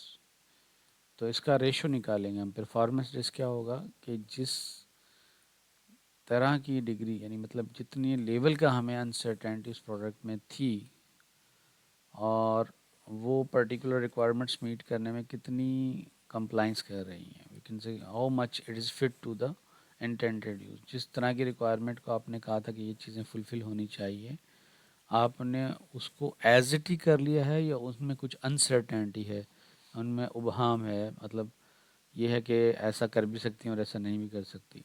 अगर उनके अंदर अनसर्टेनिटी है, it means it is compromising your quality of the product and it will generate risk. So performance risk निकालते हैं हम। फिर cast risk अलग होता है। Degree of uncertainty that the project budget will be maintained, vacancy से कितने cost involve होगी, उसकी कॉस्ट रिस्क इससे कैलकुलेट करते हैं। फिर सपोर्ट रिस्क है, degree of uncertainty that resultant software will be easy to be corrected adopted and enhance. Support risk मतलब अगर आपने डॉक्यूमेंटेशन अच्छी बनाई होगी, कोडिंग करते वक्त उसके साथ कमेंट्स जनरेट किए होंगे, पहले प्रॉपर कम्युनिकेशन होगी, उसकी मैनुअल सही से जनरेट किए होंगे, तो सपोर्ट रिस्क रिड्यूस हो जाएगा। लेकिन अगर आप उसके अंदर अनसर्टेनिटी है, आपने कोडिंग की गुड प्रैक्टिसेस इस्तेमाल नहीं की, that will create a problem. तो आपको सपोर्ट देने में ज़्यादा कॉस्ट आएगी या ज़्यादा एफर्ट लगानी पड़ेगी। देन शेड्यूल रिस्क है, degree of uncertainty then project schedule will be maintained and that product will be delivered on the time, जिसको हम शेड्यूल रिस्क में आते हैं कि कितनी पॉसिबिलिटी है कि हमारा प्रोजेक्ट जो है वो टाइम पे कंप्लीट नहीं होगा। तो इसको हम कहते हैं uncertainty on developing project on time. तो ये शेड्यूल रिस्क कहलाएगा। तो मेन कंपोनेंट हमारे पास ये आ गए, 4 हमने निकाले, जो कि performance risk, cost risk, support risk and schedule risk है। अब प्रोजेक्शन की तरफ आते हैं, रिस्क प्रोजेक्शन। अच्छा, रिस्क जो है अगर आप कंट्रोल ना करें, मैनेज ना करें, तो उसके इम्पैक्ट्स बढ़ जाते हैं। मिसाल के तौर पे हम कहते हैं ना कि अगर खुदा ना खास्ता कोई आपको इंजरीज़ आ गई, अगर आपने उसकी दवाई नहीं ली, उसकी प्रिवेंशन नहीं की, तो वो इन्फेक्शन हो जाएगा और उसके जो है इम्पैक्ट है बीमारी का वो बढ़ जाएगा। तो इसको हम कहते हैं प्रोजेक्शन, रिस्क प्रोजेक्शन। मतलब आपको ज़ख़म लग गया और आपने ज़ख़म के ऊपर दवाई ना लगाई तो उससे वी कैन से इन्फेक्शन हो जाएगा, और इन्फेक्शन की वजह से वैसे जो ज़ख़म जो है वो 10 to 5 डेज़ में सही होना था, अब वो मंथ लगेंगे। इसी तरह से खुदा ना खास्ता कोई बोन इन्फेक्शन हो जाता है, बोन इंजरीज़ हो जाती है, आपकी कोई हड्डी टूट गई, अगर आपने उसको नहीं जुड़वाया, ऑपरेट नहीं करवाया, तो it will take more time to be connected, और हो सकता है वो गलत जुड़ जाए। तो इसलिए हम कहते हैं कि जब रिस्क हो, अगर उसको हैंडल ना किया जाए तो वो प्रोजेक्ट करता है। So risk projection also known as a risk estimation attempt to rate each risk in two ways: likelihood and probability, or probability that risk is real. Second है consequences of the problem associated with the risk should it occur। मतलब एक तो आप देखेंगे कि risk जो आप कह रहे हैं वो क्या वो रियल रिस्क है या कितनी प्रोबेबिलिटी है कि वो रिस्क होगा। पहले तो उससे देर आइडेंटिफाई करना है और फिर उसको हम इग्नोर कर दें रिस्क को, तो उसकी कॉन्सिक्वेंसेस जो होंगी वो कितनी होंगी और उसका कितना इम्पैक्ट आएगा. There are 4 risk projection steps. Number 1, establish a scale that reflects the perceived likelihood of the risk. अब स्केल बनाएंगे कि मिसाल के तौर पे हम कहते हैं, मैं एक एग्जांपल से समझाता हूँ आपको. एक बोन इन्फ्रैक्चर हो गया एक लेग में, डॉक्टर के पास गया पेशेंट, उसने कहा कि ये मेरा बोन इन्फ्रैक्चर हो गया. तो डॉक्टर कहता है कि इसको फ़ौरन ऑपरेट करवा लें. अगर आप within a week operate करवाएंगे तो आप 2 महीने के अंदर सेट हो जाएंगे. अगर आपने डिले किया तो it will take time more. तो इट मीन्स आपने एक स्केलिंग बना ली. डॉक्टर ने कहा कि अगर आपने एक दिन में ऑपरेट करवा लिया तो आप 2 महीने में सही हो जाएंगे. अगर आप 2 दिन ठहर के यानी एक हफ्ते के बाद ऑपरेट करवाएंगे फिर आप 3 महीने में सही होंगे. और अगर आपने 2 हफ्ते बाद करवाया तो फिर आप 4 महीने में. यानी there is a mapping between the recovery and operation. तो यहाँ पे आपको इसी तरह से एक स्केल बनाना पड़ेगा. Scaling that reflects the perceived likelihood of the risk. क्या अगर आप कहेंगे कि if there is a risk, उसको अगर आप हैंडल करेंगे तो रिस्क कितना रिड्यूस होगा. अगर कितनी किस स्टेज पे जाके उसको हैंडल करेंगे तो कितना उसका इम्पैक्ट आएगा. There should be a scale. Early we can say treatment of the risk will reduce the impact in higher magnitude. Lesser or delayed handling the risk will generate worsen impact on that. Delineate the consequences of the risk. फिर आप उसको identify करने के बाद minimise करेंगे कि किस तरह से हम उसको consequences जो हैं उसके impacts हैं, असरात हैं रिस्क के, रिड्यूस कर सकते हैं. Estimate the impact of the risk on the project and the product. Estimation calculation करेंगे. Estimation 2 तरह से करते हैं हम. Number 1 cost and second is time. Cost and time में देखिए आपकी कॉस्ट बढ़ेगी और उसके साथ साथ टाइम ज़्यादा लगेगा. ये दोनों हैं जो आपके प्रोजेक्ट को इम्पैक्ट करेंगे. Cost is also we can say time is also directly proportional to cost. अगर ज़्यादा दिन काम करना पड़ेगा आपके एम्प्लॉयज़ को, you are paying them a heavy salary, तो आपकी definitely cost of the project बन जाएगी. नंबर 1 एक कॉस्ट इस तरह से भी एसोसिएटेड होती है. दूसरा कॉस्ट ये होता है कि अगर आप प्रोजेक्ट डिलीवर नहीं करते टाइम पे तो कस्टमर कंपनी को सू कर सकती है और जिसकी वजह से आपको पेनल्टी पे करनी पड़ सकती है. इस तरह से भी कॉस्ट इन्वॉल्व होती है. तो एस्टिमेट करेंगे impact of the risk on the project and उसकी प्रोडक्ट के ऊपर कॉस्ट क्या है. नॉट ऑल नोट करें overall accuracy of the risk projection so that there will be no misunderstanding. तो अगर आपने सही से ओवरऑल पूरे प्रोजेक्ट की निकाली एक्यूरेसी कि कितनी रिस्क प्रोजेक्शन होती है तो फिर उसमें आप इजीली इसको हैंडल कर पाएंगे. मिसअंडरस्टैंडिंग डेवलप नहीं होगी कि हमने ये समझा था और ये हो गया. आपने उसको प्रॉपर मैपिंग कर ली. अगर आपने कहा रिस्क उसके साथ स्ट्रैटेजी, रिस्क स्ट्रैटेजी, तो ओवरऑल आपने उसकी रिस्क की स्ट्रैटेजी डेवलप कर ली और उसके साथ रिस्क के साथ आपने बना लिया projection as well.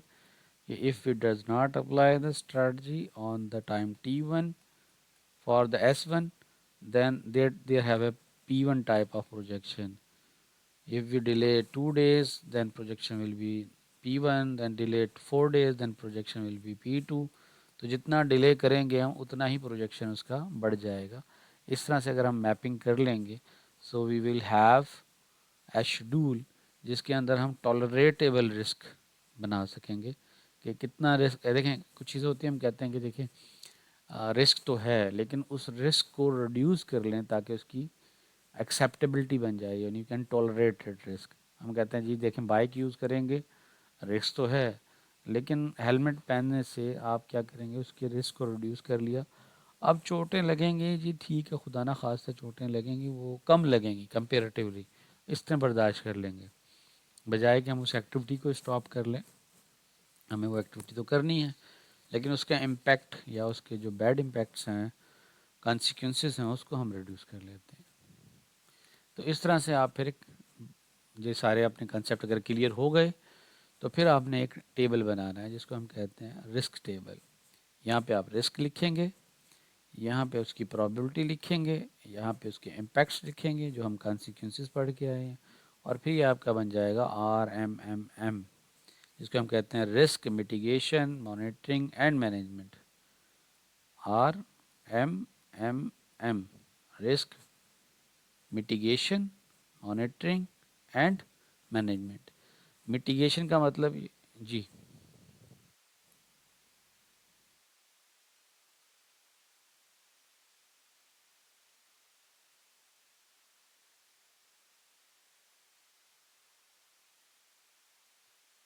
We have to complete our topics as well ना, क्योंकि टॉपिक कंप्लीट कर लूँ मैं, ताकि आपको फिर टास्क दे सकूँ। टाइम मैं दे दूँगा आपको, ठीक है, डोंट वरी।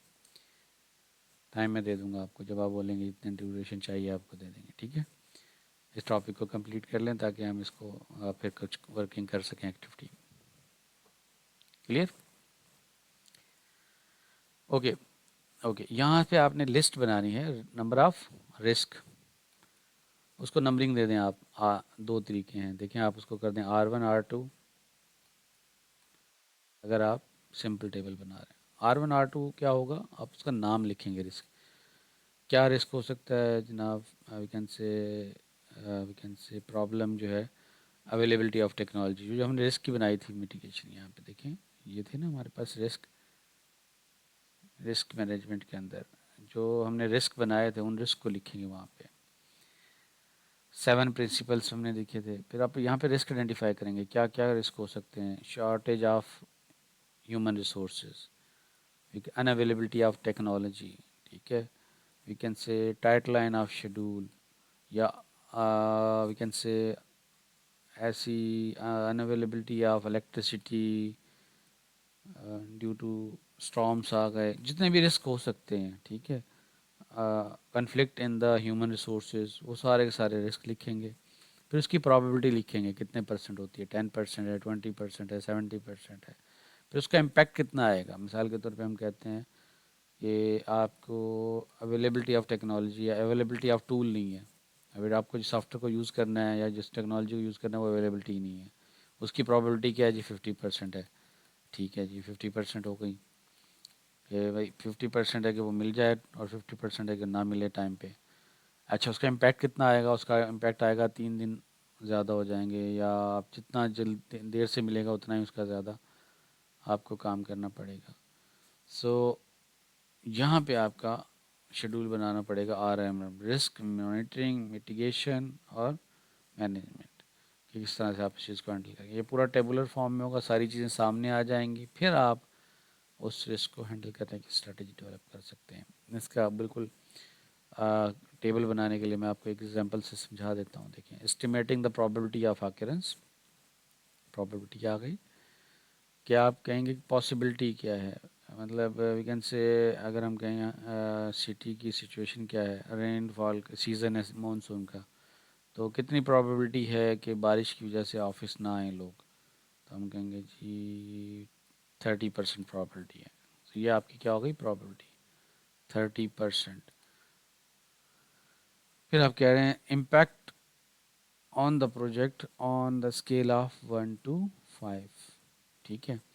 कितना इम्पैक्ट होगा अगर एक दिन लोग छुट्टी करेंगे, एक दिन अगर आपके एम्प्लॉय ऑफिस नहीं आएंगे, तो उसका इम्पैक्ट कितना होगा। से 1 to 5 के दरमियान, 1 to 3 4 5 के दरमियान आप उसके इम्पैक्ट को, यानी कितना डिले आएगा आपके प्रोजेक्ट टाइम कंप्लीट में, कितना बैडली इम्पैक्ट करेगा। सो ये रेंज बनाते हैं आप, low impact on the project success and catastrophic impact on the project success. Minor impact है, कोई नहीं, नहीं आए ऑफिस में कोई मसला नहीं, उनको हम वर्क फ्रॉम होम दे देंगे, तो आप कहते हैं लो इम्पैक्ट है।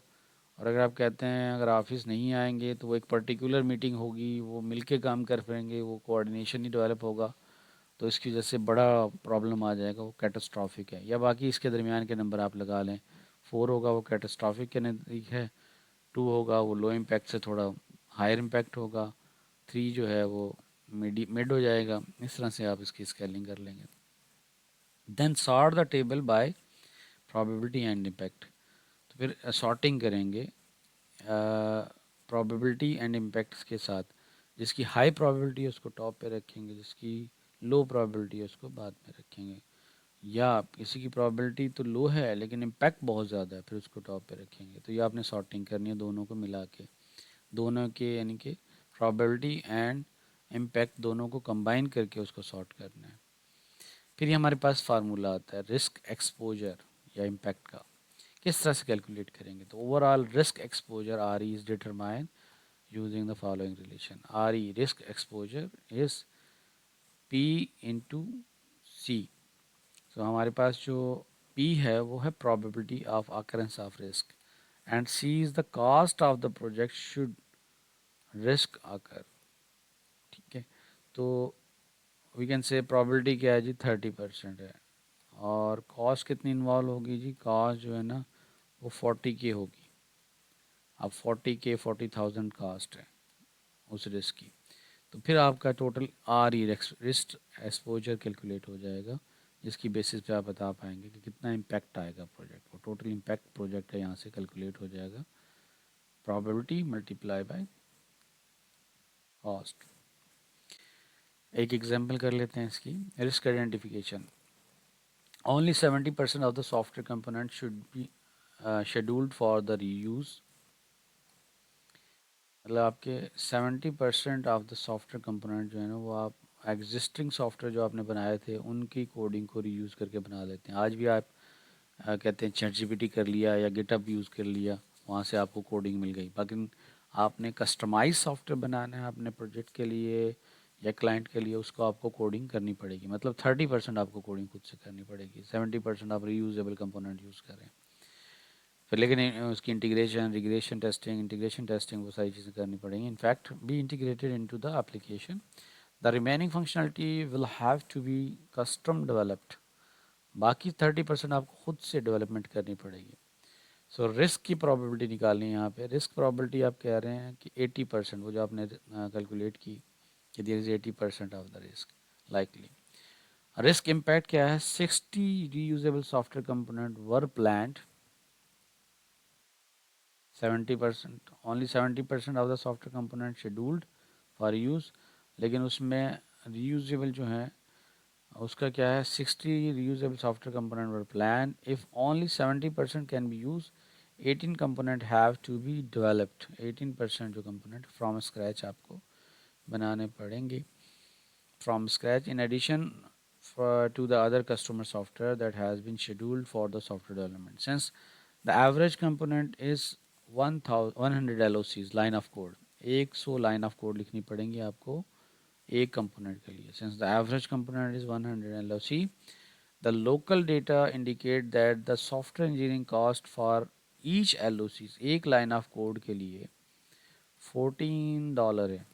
The overall cost impact to develop component would be 18, जो आपके पास 18 कंपोनेंट्स थे, 100 LOC on average each component में है, एंड देन कॉस्ट $14। तो ये आप मल्टीप्लाई करेंगे $14, तो टोटल आपकी कैलकुलेशन क्या हुई, $25,200। सो रिस्क एक्सपोजर आपने कैलकुलेट किया, आर ई क्या होगा, प्रोबेबिलिटी क्या है 80% रिस्क प्रोबेबिलिटी, मल्टीप्लाई करेंगे आपके साथ एक कंपोनेंट की $25,200, तो ये इक्विवेलेंटली तकरीबन कितनी बन जाएगी, $20,200 राउंड ऑफ करके बनती है। ये आपका रिस्क एक्सपोजर है। इस तरह से आप कैलकुलेट करेंगे ये रिस्क एक्सपोजर जो इसका इम्पैक्ट है, मींस $20,000 $200 आपका रिस्क इम्पैक्ट होगा। अब वो जो RMMM की बात की थी हमने, risk mitigation, monitoring and management. Mitigation ये है how can we avoid the risk, और मॉनिटरिंग क्या है, what factors can we track that will enable us to determine if the risk becoming more or less likely। Monitoring करेंगे how you can reduce the possibility of that these factor will generate। और management क्या है, what is contingency planning, do we have if the risk become reality। अगर हो गया risk तो अब क्या करें, अब उसको है मैनेज करना, हो गया तो हो गया, अब मैनेज करना है। यानी पहले आपने प्रोएक्टिव में इसको अवॉइड करना है। अवॉइड करने की आपने हाईएस्ट पॉसिबिलिटी लगाई, लेकिन फिर भी रिस्क जनरेट हो गया, तो फिर मैनेज करना है। मिटिगेशन में आपने उसके इम्पैक्ट को रिड्यूस करना, how we can avoid the risk, mitigation आ गई। मॉनिटरिंग में उसके फैक्टर्स डिटरमाइन करने, ट्रैक करने हैं, जो इनेबल करेंगे हमें कि कितना रिस्क डेंजर्स है और कितना उसके इम्पैक्ट ज़्यादा होंगे। और मैनेजमेंट में उसको अब हैंडल करना है। रिस्क जनरेट हो गए, अब उसके लिए आपके पास अल्टरनेटिव स्ट्रेटजीज क्या होगी, ये कहलाती है आपकी RMM। अब risk due to the size of product भी होता है, जितनी बड़ी प्रोडक्ट होगी उतने ही ज़्यादा उसके इम्पैक्ट फैक्टर होंगे। Attribute that affect the risk, estimate the size of product in LOCs or functional point analysis. FP हम कहते हैं फंक्शनल पॉइंट, यानी या तो आप लाइन ऑफ कोड लिखते हैं, एक मैट्रिक्स ये होती है, दूसरी होती है आप फंक्शन, ऑब्जेक्ट ओरिएंटेड प्रोग्रामिंग अगर आपकी है तो आप फंक्शन मॉड्यूलर अप्रोच में जा रहे होते हैं, तो वहाँ पे FPs में इसको एस्टिमेट करते हैं। Estimate the size of product in number of programs, files, transactions. Percentage deviation in the size of product from average for previous product. यानी कितना कोड आपने नया कोड लिखना है, तो ये percentage deviation in the size of product from average for previous products, पहले जितनी प्रोडक्ट्स बनाई है उनसे कितना डेविएट कर रहा है। क्योंकि देखें, हम मैक्सिमम बेनिफिट लेते हैं सॉफ्टवेयर डेवलपमेंट के अंदर रीयूजिबिलिटी से। बहुत सारे कंपोनेंट्स हमारे दोबारा से रीयूज़ हो जाते हैं, we don't need to write scratch coding from the scratch. तो हम देखते हैं कितना हमें कस्टमाइज़ करना पड़ेगा कोड और कितना हम रीयूजेबल करेंगे, इसके अंदर एक रेशियो मेंटेन करते हैं। तो ये एट्रीब्यूट हैं जो आपके रिस्क को इम्पैक्ट करेंगे। Then size of the database created by or use by the product, जितना बड़ा ज़्यादा डेटाबेस होगा उसके अंदर उतना ही relational model, primary key, foreign key, integrity constraints और उसके अंदर जॉइंस, फिर नॉर्मलाइजेशन, ये सारी चीज़ें अप्लाई करनी पड़ेंगी। तो size of database is also important. फिर उसके साथ उसकी एफिशिएंसी, उसकी एक्यूरेसी, डेटा रिट्रीवल टाइम, ये सारी चीज़ें देखनी पड़ेंगी। Number of users of the product, कितने लोग यूज़र उसको इस्तेमाल करेंगे, ये किस लिए पूछ रहे हैं हम, उसका स्केलेबिलिटी के लिए। स्केलेबिलिटी फैक्टर जो है, जितने ज़्यादा यूज़र होंगे सिस्टम स्लो हो जाएगा, तो आपको स्केलेबल बनाने के लिए you can say you have to store the data on the multiple servers. The number of users are also important. Risk due to the product size जो आएगा उसमें एक फैक्टर है। Number of project changes to the requirements for the product before delivery and after delivery. You have to estimate कि कितने changes आती हैं, कितनी रिक्वायरमेंट चेंजेस आती हैं, और अमाउंट ऑफ रीयूजेबल सॉफ्टवेयर, कितने परसेंट आप रीयूजेबल कोड करेंगे। जैसे लास्ट एग्जांपल में हम 70% कंपोनेंट को रीयूज़ कर रहे थे। फिर कुछ एट्रीब्यूट हैं that affect the risk, affect of the this product on the company revenue, affect of this product on A company revenue, कितना इम्पैक्ट पड़ेगा आपके कंपनी की रेवेन्यू पे, यानी आपके रेवेन्यू कितना इससे ज़्यादा इम्पैक्ट होगा आपके दैट पर्टिकुलर प्रोजेक्ट और बिजनेस से, उसका risk. Visibility of the product bye senior management, senior management उस प्रोडक्ट को किस तरह से देख रहे हैं, या उनको सारे चेंजेस और जो रिस्क का इम्पैक्ट है उनको नज़र आएंगे, या उनको आप समझा पाएंगे। सो ये एट्रीब्यूट हैं दैट रिस्क इफेक्ट। या सीनियर मैनेजमेंट को आप कितना इन्वॉल्व करते हैं, डेफिनेटली उनकी जो टाइम है वो उनकी टाइम के लिहाज से उनकी कॉस्ट ज़्यादा बढ़ जाएगी। जितनी सीनियर मैनेजमेंट इन्वॉल्व होगी उतनी ज़्यादा उसका कास्ट का इम्पैक्ट बढ़ जाएगा, क्योंकि सीनियर मैनेजमेंट की सैलरीज ज़्यादा होती हैं, तो अगर वो टाइम ज़्यादा दे रही हैं तो डेफिनेटली आपकी कॉस्ट बढ़ जाएगी। रीज़नेबलनेस ऑफ द डिलीवरी या डेडलाइन, क्या आपकी डेडलाइन जो है वो रीज़नेबल है, मतलब ऐसा तो नहीं बहुत शॉर्ट डेडलाइन रख दिया आपको, शेड्यूल जो है बहुत ही टाइट शेड्यूल है जिसके अंदर कंप्रोमाइज़ कर रहे हैं लोग। Number of customer who will use that product, कितने लोग यूज़ करेंगे। इंटरऑपरेबिलिटी कॉन्स्टेंट्स, क्या आपकी प्रोडक्ट इस तरह से, सॉफ्टवेयर प्रोडक्ट इस तरह से डिज़ाइन की गई है कि मल्टीपल प्लेटफॉर्म्स से चल पाएगी। सोफिस्टिकेशन ऑफ एंड यूज़र, कैसे हैं एंड यूज़र्स की नॉलेज लेवल क्या है और यूटिलाइजेशन क्या है उनकी, उस लिहाज से आप डिटरमाइन करते हैं।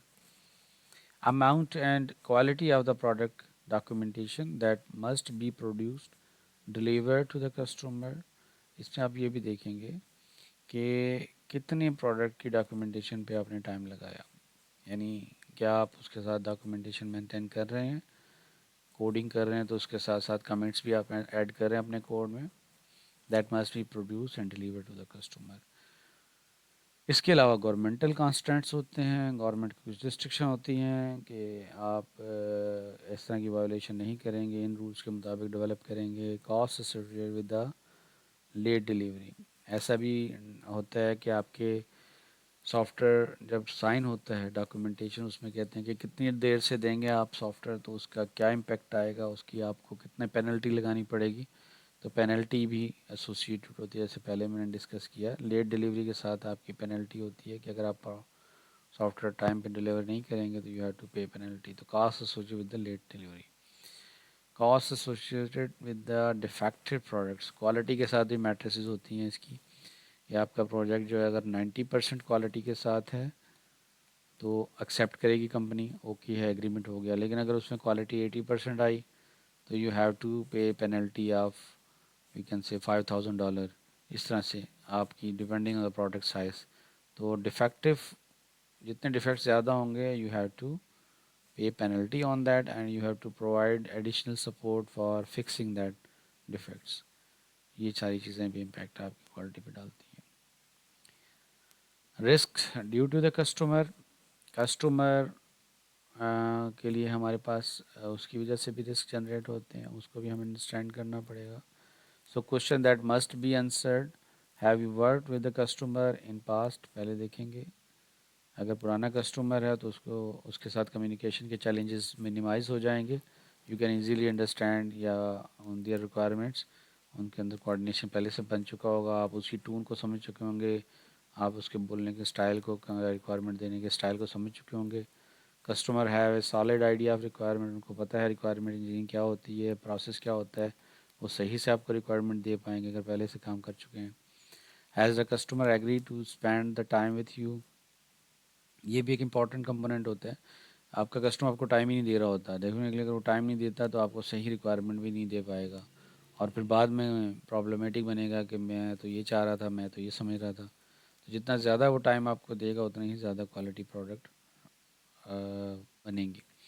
Is the customer willing to participate in reviews, customer को आपने रिक्वायरमेंट को इनकॉर्पोरेट कर दिया स्पेसिफिकेशन के अंदर। अब इस आपने देखना है कि क्या कस्टमर जो है, जो रिक्वायरमेंट दी है वो रिव्यू कर रहा है कि हाँ आपने रिक्वायरमेंट को सही अंडरस्टैंड कर लिया है। अगर वो रिव्यू या फीडबैक दे रहा है तो उससे भी आपका सॉफ्टवेयर रिस्क मिनिमाइज़ हो जाएगा। अगर वो फीडबैक नहीं दे रहा, आपको आउटपुट नहीं दे रहा, तो फिर आपका सॉफ्टवेयर कंपोनेंट क्या होगा, उसके रिस्क बढ़ जाएंगे। इसको भी आपने देखना है और देखने के साथ उसको चलना है, अदरवाइज़ वी कैन से आपकी कॉस्ट बढ़ जाएगी सॉफ्टवेयर कंपोनेंट की। Is customer willing to let your people do their job, that is, will the customer resist looking for over your schedule during the technically detailed work। ऐसा तो नहीं customer बार बार आपकी team को disturb कर रहा हो, बार बार पूछ रहा हो कितना काम हो गया है, कितना क्या है, क्या स्टेटस है, ये सारी चीज़ें इन्वॉल्व कर रहा हो, इस चीज़ को भी देखना है, इसका भी इम्पेक्ट आता है।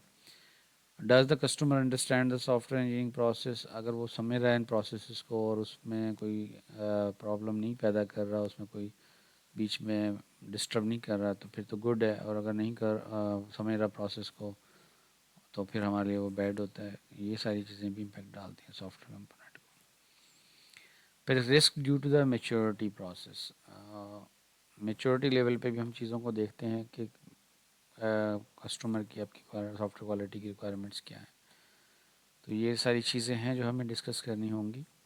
फिर टेक्नोलॉजी रिस्क, स्टाफिंग है, ये 3-4 स्लाइडें रहती हैं। If you can extend the time 10 to 10 minutes, then we can continue, topic will conclude, and then we'll start another topic. Is it okay?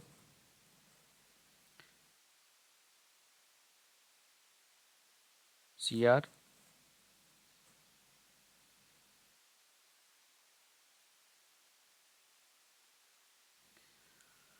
Okay, so let's continue with it.